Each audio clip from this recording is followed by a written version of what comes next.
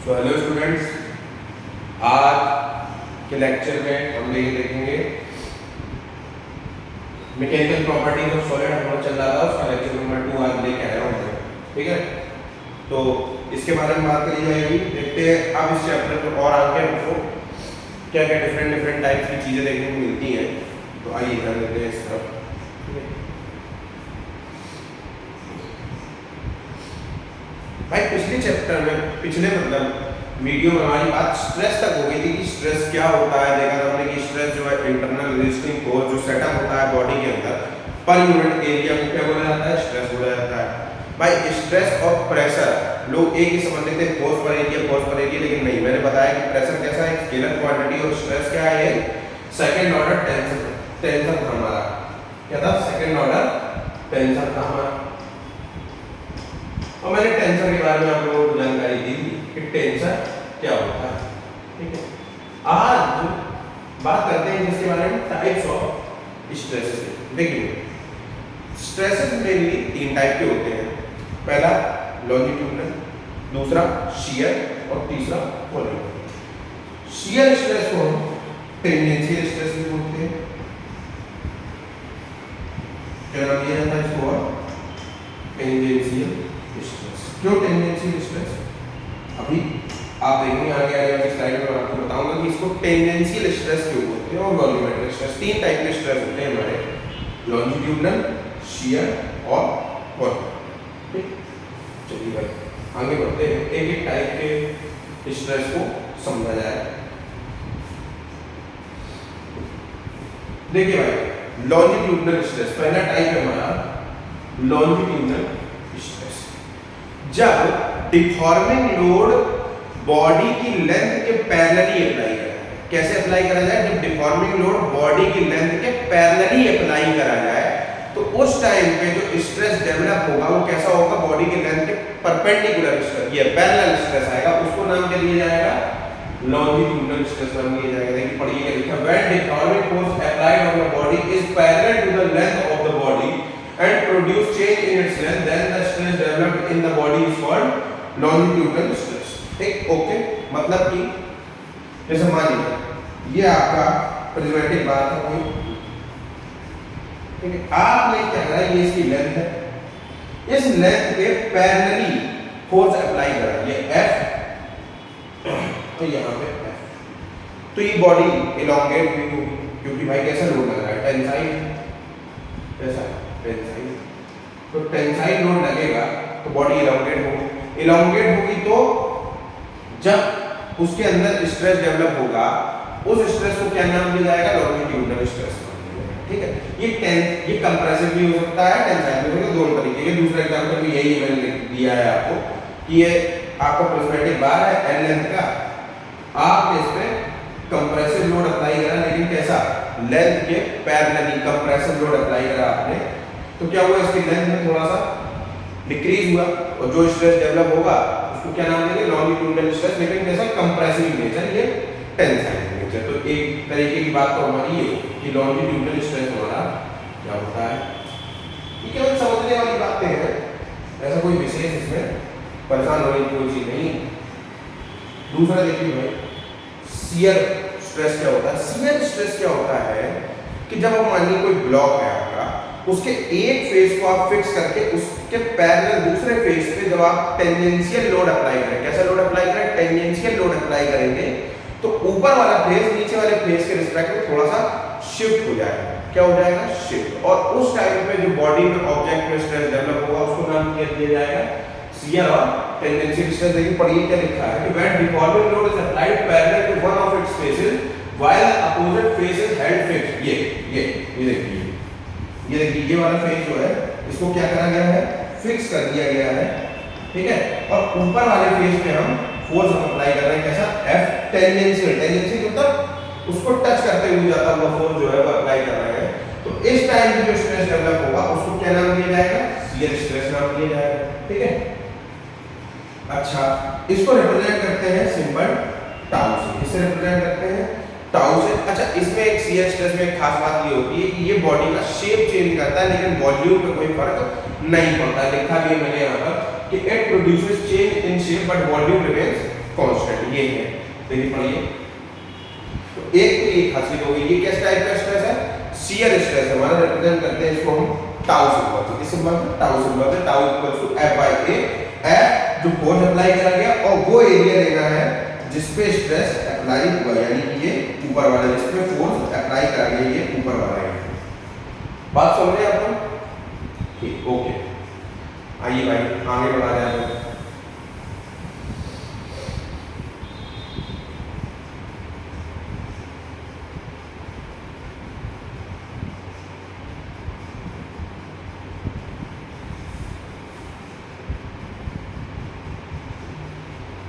अब तीसरे टाइप का स्ट्रेस देखते हैं। देखिए भाई तीसरे टाइप का स्ट्रेस क्या लिखा है?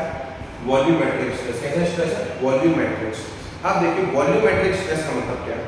जैसे मान लीजिए कोई ऑब्जेक्ट है हमारा, ठीक, कोई एक क्यूब है, जैसे ये क्यूब दिया गया है, इसको आपने क्या करा? इसको आपने किसी लिक्विड में डुबो दिया, किसी फ्लूइड में इमर्ज कर दिया, सबमर्ज कर दिया, ठीक है।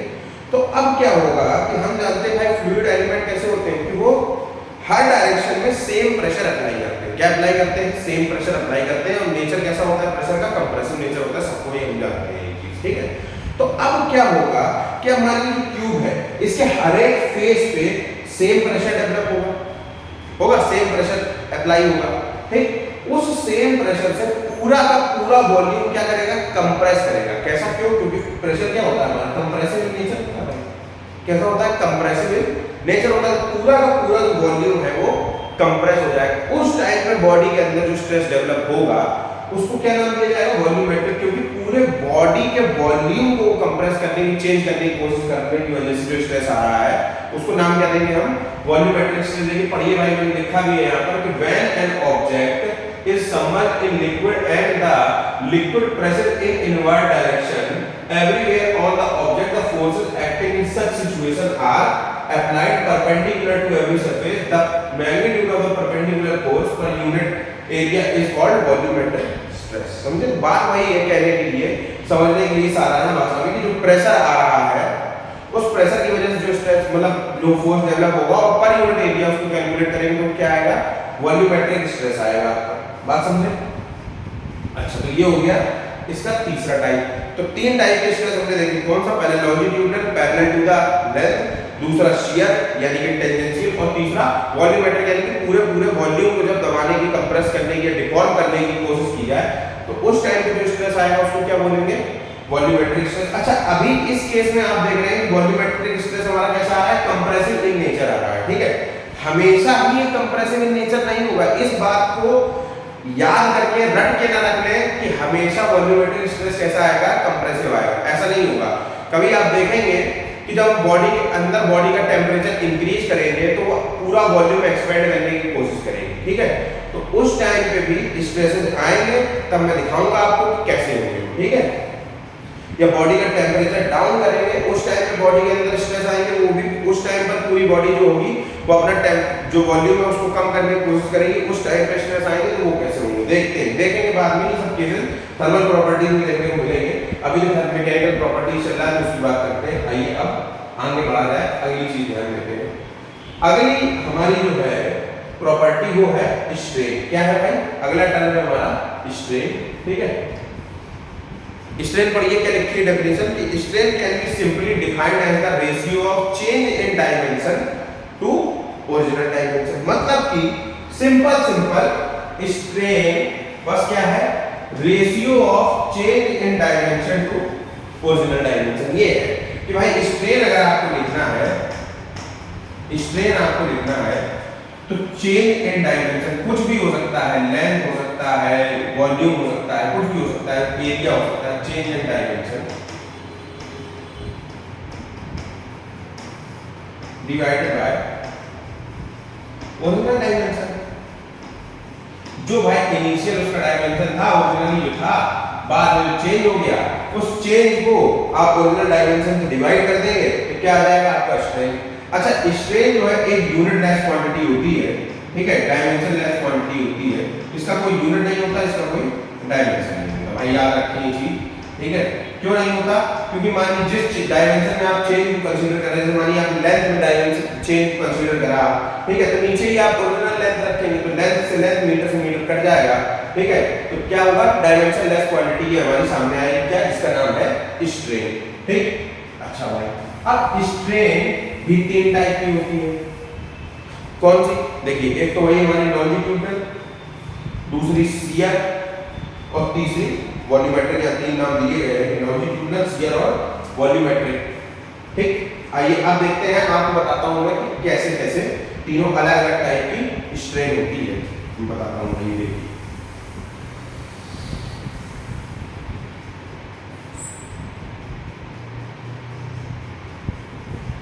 देखिए यहां पर केवल और केवल मैंने फॉर्मूला दिया हुआ है किसका? स्ट्रेन का, लॉन्जिट्यूडनल, वॉल्यूमेट्रिक।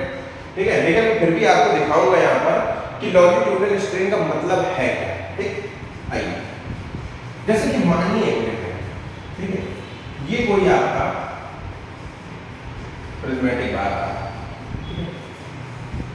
अच्छा, ओके, इसकी लेंथ मानो इनिशियली है, कितनी लेंथ है इसकी?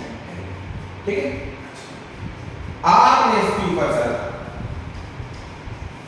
लोड अप्लाई करा, दोनों पी ई, है ना, उसके बाद में बॉडी कुछ ऐसी दिखने लगी,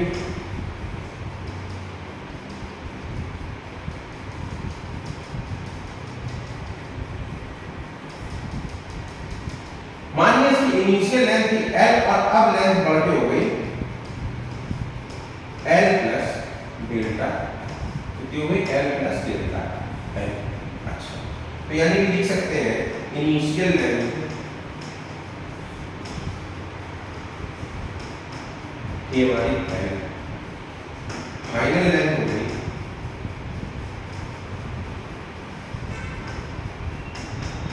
एल प्लस डेल्टा। अब भाई चेंज इन लेंथ यानी change in dimension, change in length कितना आया? देखिए भाई, चेंज इन लेंथ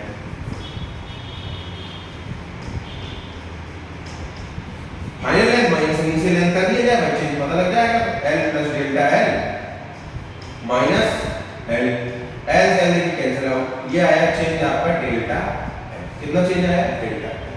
अब ये तो हो गया चेंज। अब आपको अगर शियर, ये क्या बोलते हैं, लॉन्जिट्यूडनल स्ट्रेस को डिफाइन करना हो तो लॉन्जिट्यूडनल स्ट्रेस में लॉन्जिट्यूडनल स्ट्रेस होती है, लॉन्जिट्यूडनल स्ट्रेन, ठीक है, इसको अगर डिफाइन करना हो तो क्या हो जाएगा? चेंज इन डायमेंशन यानी चेंज इन लेंथ, लॉन्जिट्यूडनल है तो चेंज इन लेंथ यानी कि कितना? Delta L. और ओरिजिनल कितना था? एल। इनिशियल कितना था? एल था। तो ये आ गया रेशियो आपके पास में कि delta L divided by L. देखिए भाई यहाँ पर लिखा हूँ, समझ में आएगा? तो एक तो हो गया ये कैसा? Longitudinal strain. अच्छा हो गया। अगला आते हैं वॉल्यूमेट्रिक पे। आइए भाई इसको देखा जाए।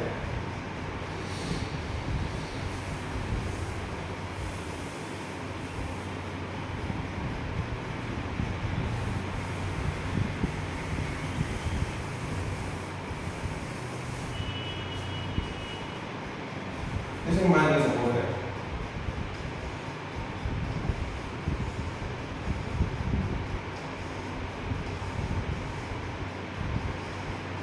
ये इनिशियली हमारा कोई क्यूब है, क्या है भाई? क्यूब। इस क्यूब का वॉल्यूम अभी इस टाइम पे है, कितना है? ओके, अभी इनिशियल वॉल्यूम है इसका भी। अब इस क्यूब पे सभी फेसेस पे आपने इक्वल लोड अप्लाई करा, जिससे क्या हो? इक्वल स्ट्रेस डेवलप हो, जैसे कि हमने पीक पहले देखा था, हर फेस पे अप्लाई किया था, मान गए। अब इसका वॉल्यूम जो होगा कुछ कंप्रेस हो जाएगा, ठीक, कंप्रेस हो जाएगा, कैसा? मान लीजिए ऐसा हो जाएगा,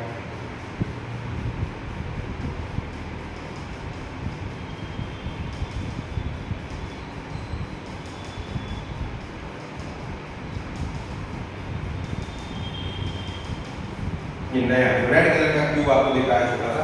मान लेते हैं इसका वॉल्यूम जो हो गया कि इनिशियल में से डेल्टा बी का volume, B minus delta B हो गया इसका वॉल्यूम, ठीक है।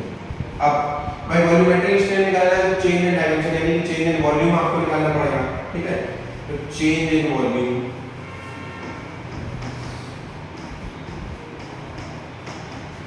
कितना हो गया भाई v minus delta v final और माइनस का इनिशियल, ठीक है। ये देखिए v से v कैंसिल आउट हो गया माइनस ऑफ डेल्टा। तो वॉल्यूमेट्रिक स्ट्रेन अगर आपको लिखना हो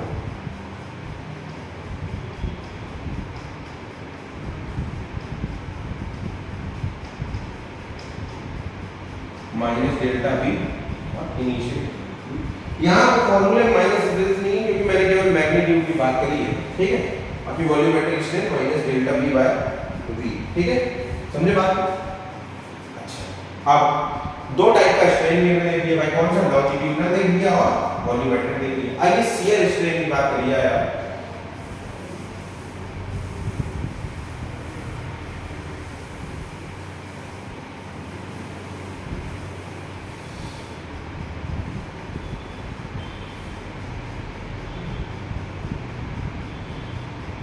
ये देखिए भाई ये आ गया shear strain, theta equals to delta x by l।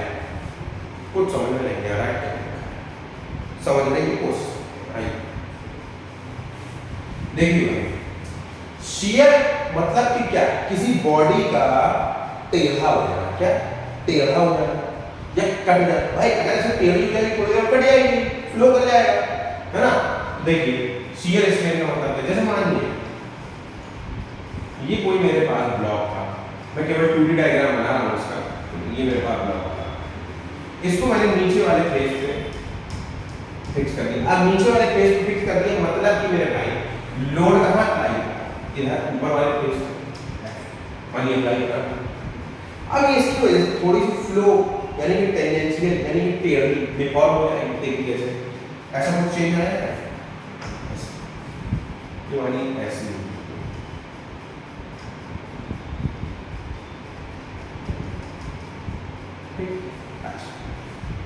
ये जो था हमारा ब्लॉक, इसकी मानिए साइड होती है कितनी, ये कितनी शिफ्ट हो गई, कितनी शिफ्ट हो गई, ये देखिए ये इतना शिफ्टिंग हो गया, ये इस अमाउंट में नाम दिया, इसको नाम दिया गया डेल्टा x, क्या नाम दिया डेल्टा x, और ये एंगल बना थीटा। अब अगर आपको इसमें चलिए मैं नाम दे देता हूं a b c d, ये हमारा इनिशियल ब्लॉक था, ठीक है, और ये b dash d dash c dash c और c डैश। अब नया ब्लॉक हमारा क्या हो गया a b dash c dash d, ठीक है। अब देखिए कि अगर मैं बात करूंगी in triangle a b b dash, अब आपको लिखना है tan थीटा, क्या लिखना है, जैसे tan थीटा लिखना है आपको, तो tan थीटा इक्वल टू क्या होता है परपेंडिकुलर डिवाइडेड बाय बेस, यानी परपेंडिकुलर b b डैश और बेस कितना होगा a b b b dash divided by a, तो tan theta b b dash की वैल्यू क्या है डेल्टा x,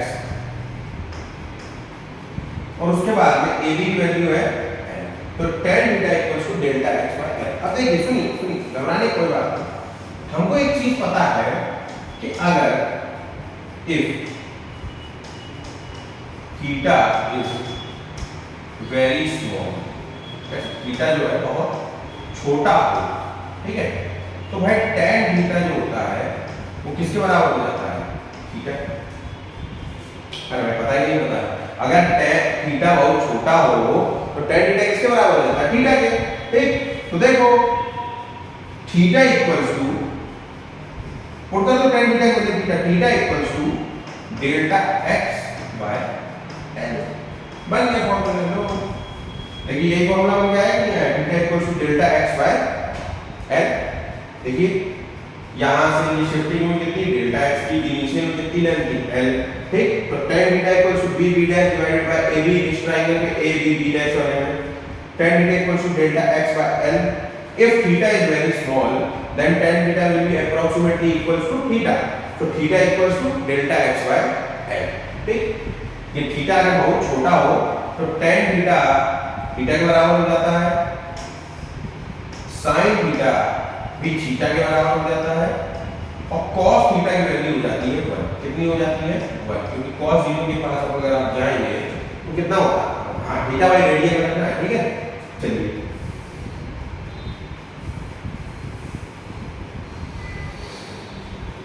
ये तो हो गया हमारा 3 टाइप का स्ट्रेन और 3 टाइप का स्ट्रेस। अब आगे बढ़ते हैं और भाई पढ़िए क्या है डेफिनेशन, मतलब हेडिंग लगाई है यहाँ पर, हेडिंग लगी है हुक्स लॉ, बहुत इंपॉर्टेंट। और इस चैप्टर में सबसे, इस चैप्टर का जो बेस है वही क्या है, हुक्स लॉ। हुक्स लॉ क्या कहता है, हुक्स लॉ ये कहता है मेरे भाई कि हुक ने जो लॉ दिया वो ये था कि stress is directly proportional to strain up to elastic limit. Stress is directly proportional to strain up to elastic limit. लेकिन जब कई सारे प्रैक्टिकल्स करे गए और देखा गया कि जो स्ट्रेस था वो स्ट्रेन के डायरेक्टली प्रोपोर्शनल तो था, लेकिन वो कब तक था, वो इलास्टिक लिमिट तक ना होके वो कहां तक था, प्रोपोर्शनलिटी लिमिट तक था। अब प्रोपोर्शनलिटी लिमिट क्या होती है, प्रोपोर्शनलिटी लिमिट वो लिमिट है कि जहां तक स्ट्रेस और स्ट्रेन एक दूसरे के डायरेक्टली प्रोपोर्शनल होते हैं, यानी कि उनके सॉरी उनके बीच अगर आप ग्राफ ड्रॉ करेंगे तो कैसा आएगा, स्ट्रेट लाइन ग्राफ आएगा, ठीक है। तो उसको बोल दिया जाता है कि भाई थ्योरेटिकली, ठीक है, stress is directly proportional up to elastic limit, but practically stress is directly proportional to strain up to proportionality limit. देखिए जैसे आप स्ट्रेस स्ट्रेन कर्व ड्रॉ जब करा जाएगा, यहाँ होता है स्ट्रेस, यहाँ होता है स्ट्रेन, ये कर्व बाद बताऊंगा, लेकिन अभी इसका एक छोटा सा हिस्सा आपको दिखा दे रहा हूँ, ठीक है। स्ट्रेस और स्ट्रेन के बीच में कर्व ड्रॉ करेंगे तो एक स्ट्रेट लाइन मिलती है और उसके बाद में कर्व थोड़ा सा ऐसा हो जाता है, ये है ना।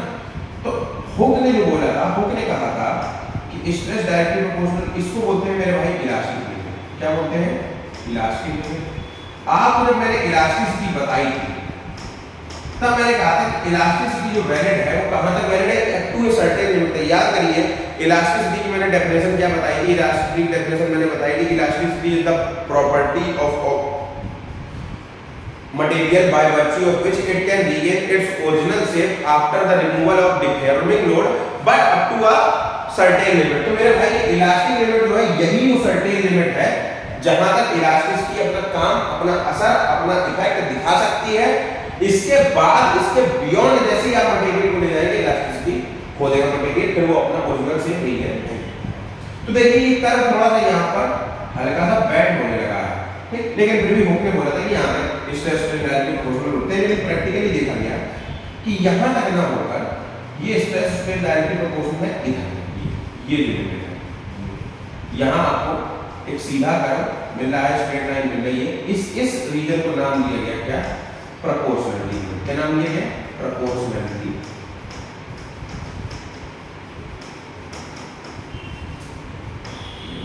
यहाँ तक स्ट्रेस स्ट्रेन एक दूसरे के डायरेक्टली प्रोपोर्शनल है, इनके बीच में जो कर्व ड्रॉ हो रहा है क्या है, स्ट्रेट लाइन है, और इनके बीच का एंगल थीटा, इसका भी बहुत मतलब क्या बोलते हैं इंपॉर्टेंस है। अगर आप tan थीटा, अभी मैं इस तरह से लिख देता हूँ, tan theta equal to sigma by epsilon, इतना लिख लीजिए, फिर मैं आपको बताता हूँ कि क्या है इसका सिग्निफिकेंस इस थीटा का। चलिए ठीक है, इसको हटा दो। तो ये भाई हमने लिख रखा है यहाँ पर tan theta equals to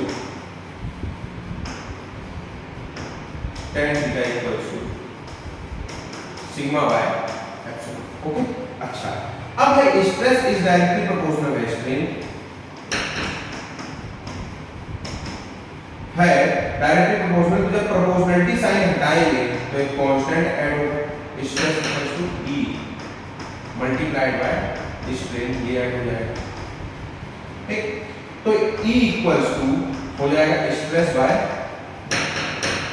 strain,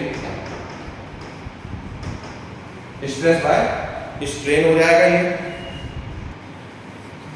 तो ये स्ट्रेस डायरेक्टली प्रोपोर्शनल टू हो जाएगा किसके, स्ट्रेन के। अब देखिए यही tan थीटा लिखा जा सकता है कि नहीं लिखा जा, मतलब इस ग्राफ का जो स्लोप था वो किसके बराबर होगा, E के बराबर होगा। अब यार ये E क्या है, ये E है मेरे भाई मॉड्यूलस ऑफ इलास्टिसिटी। क्या है ये, मॉड्यूलस ऑफ इलास्टिसिटी। बहुत ध्यान से समझिएगा, ये E क्या है, मॉड्यूलस ऑफ इलास्टिसिटी है, इसका नाम और ये भी बहुत बड़ा रोल प्ले करेगा आगे चैप्टर के अंदर। याद रखिएगा ये चीज क्या है, इसका नाम मॉड्यूलस ऑफ इलास्टिसिटी। तो यहां तक की बात एकदम क्लियर है, ठीक।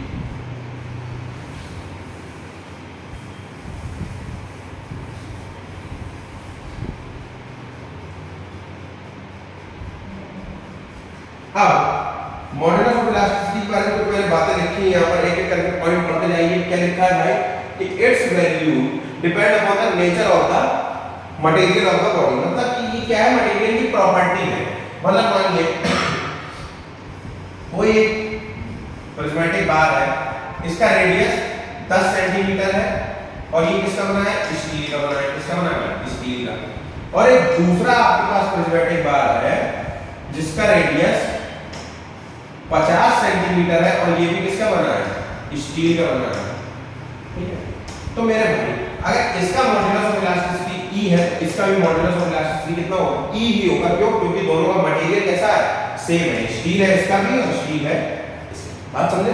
ओके, तो पहली चीज तो ये होगी। ठीक है, दूसरा ये कि ये टेम्परेचर ऑफ द बॉडी पे भी डिपेंड करता है। ठीक है, लिखा है it's value depends on the temperature of the body. एक दूसरा पॉइंट ये हो गया हमारे पास। तीसरा कि इसका कोई डायमेंशन से लेना देना नहीं, मैंने आपको दिखा दिया बनाकर कि अगर 10 सेंटीमीटर का भी रेडियस का कोई प्रिज्मेटिक बार है स्टील का बना होगा तो उसका भी E वही होगा जो 50 सेंटीमीटर वाले का होगा। इसका कोई इतना फर्क नहीं है, मतलब इसका फर्क नहीं है, सीधी बात है, मटेरियल की प्रॉपर्टी में भाई। अब देखिए तीन टाइप के स्ट्रेस, तीन टाइप के स्ट्रेन। तो मॉड्यूलस ऑफ इलास्टिसिटी भी तीन टाइप का, क्योंकि तीन अलग अलग के रेशियो निकल के आएंगे। तो पहले बोला जाता है यंग्स मॉड्यूलस ऑफ इलास्टिसिटी, इसका सिंबल होता है तो Y। दूसरा शियर मॉड्यूलस ऑफ इलास्टिसिटी, या इसको बोलते हैं मॉड्यूलस ऑफ रिजिडिटी। ये देखिए नाम लिया है मैंने यहाँ पर, इसको रिप्रेजेंट करते हैं G से। अच्छा, इसको ना कहिए E से रिप्रेजेंट कर देते हैं, ठीक है, नॉर्मली E से। और तीसरा है बल्क मॉड्यूलस ऑफ इलास्टिसिटी, जिसको रिप्रेजेंट करते हैं B या K से। इससे B या K से। इसका यूनिट जो रहेगा, इसका यूनिट रहता है वही न्यूटन पर मीटर स्क्वायर पास्कल, और काफी बड़ा ज्यादा होता है तो कहीं मेगा पास्कल या गीगा पास्कल में भी इसको शो करा जाता है। ओके, तो आज का लेक्चर यही खत्म करते हैं। अब जब मिलेंगे क्लास में नेक्स्ट क्लास में, तो वहां से स्टार्ट करेंगे कि मॉड्यूलस ऑफ इलास्टिसिटी के अलग अलग type, young modulus, shear modulus, bulk modulus, और इनके कुछ सवाल प्रैक्टिस करे जाएंगे। तब तक के लिए पढ़ाई करते रहें। Thank you.